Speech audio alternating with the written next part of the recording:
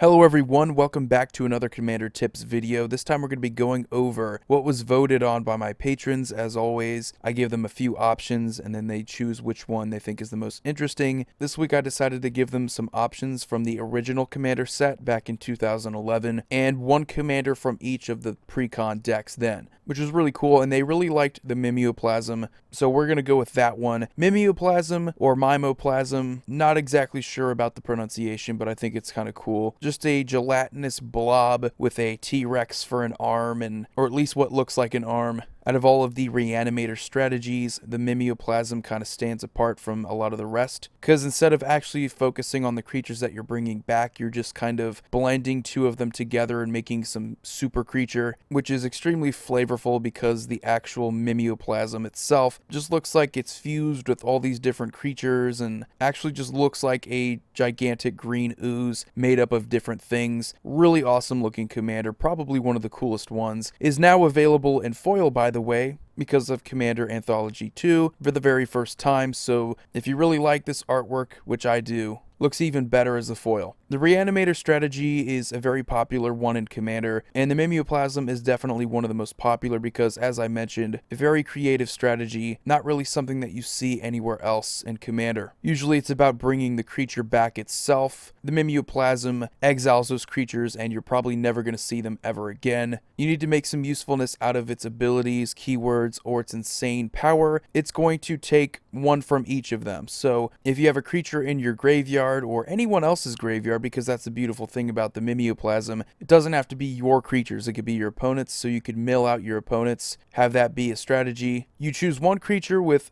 good keywords or just a good ability, you don't really care too much about its power, and then you have another creature in your graveyard that is basically in there to make the Mimeoplasm even bigger. It's going to have power and toughness equal to the first creature, and it's going to get an additional amount of +1/+1 counters on it equal to the massive creature that you want to take advantage of that. And then Sultai-Colors, you have so many options. You can play mill, or you could just dredge yourself out with a bunch of good creatures, such as Lord of Extinction, Consuming Aberration. Really what you want to think about making this guy massive, potentially dealing commander damage, which having either of these as the power, getting the other one as +1/+1 counters is probably going to do that pretty easily. So these two are obvious auto includes. Doesn't really matter what style you're playing around with, they're just too good to pass up on. Graveyard manipulation is a pretty big deal, so you want to make sure that you're not only able to fix your graveyard up, but you're also able to do it to your opponents. Buried Alive is going to work well for you. Life's Finale is going to be a decent board wipe and also going to kind of do the same thing to one of your opponents. Both really good graveyard manipulation cards, and definite auto includes,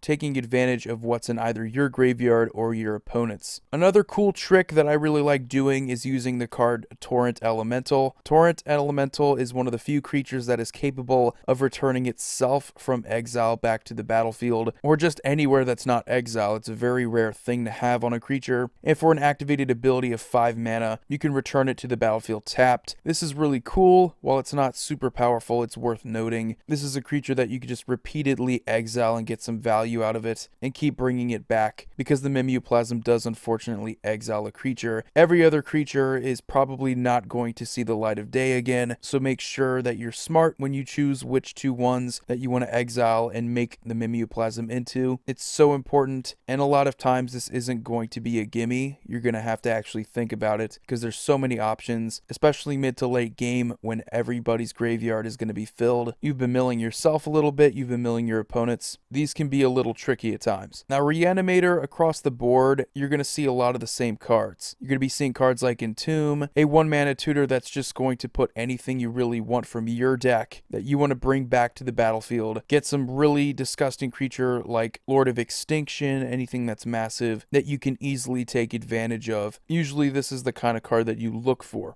And if you just want to speed your deck up, doesn't really hurt to play Hermit Druid, Fauna Shaman, or you could play the way more expensive version of Fauna Shaman. I just prefer the Shaman because she is a creature, easier to fool around with creatures in a creature-based deck. Hermit Druid is just capable of doing disgusting things in so many different decks. This might just be the most fair way to play with Hermit Druid, just getting good creatures in your graveyard, but still amazing even if you are playing a more tame version of this deck. The reason why I like the Mimeoplasm is that you can just play good stuff Sultai and get away with it because there's so many deadly creatures to choose from. You have the Praetors and Shaldred, Vorinclex and Jin-Gitaxias, which are massive, and you also have Skithiryx the Blight Dragon if you want to go with Infect. And no one's stopping you from including some Eldrazi. Making a Mimeoplasm with Annihilator is hilarious. And you also have to consider the fact that your Mimeoplasm doesn't have to be some massive beatstick. It could just be a good value creature, especially if you really need a creature from your graveyard. You could just make it an Oracle of Moldiah if you're desperate for land drops. I mean, who knows? I'm not going to judge you. Consecrated Sphinx, there's no shame in doing that. A ton of value in this type of deck, and that's definitely why he's one of my favorites. He doesn't just have to be a hardcore mill deck. He could just be a good stuff Sultai deck as well. There is just a ton of value to fool around with when it comes to this kind of commander, and usually with decks like these, I find it a little bit harder to make them because you can just go into so many different directions. And I've seen people go with Voltron. I've seen people even play Control because Sultai colors are perfect with Control. You just have card draw, you have removal for artifacts, enchantments, as well as creature removal in black. It's just very well rounded with these three colors,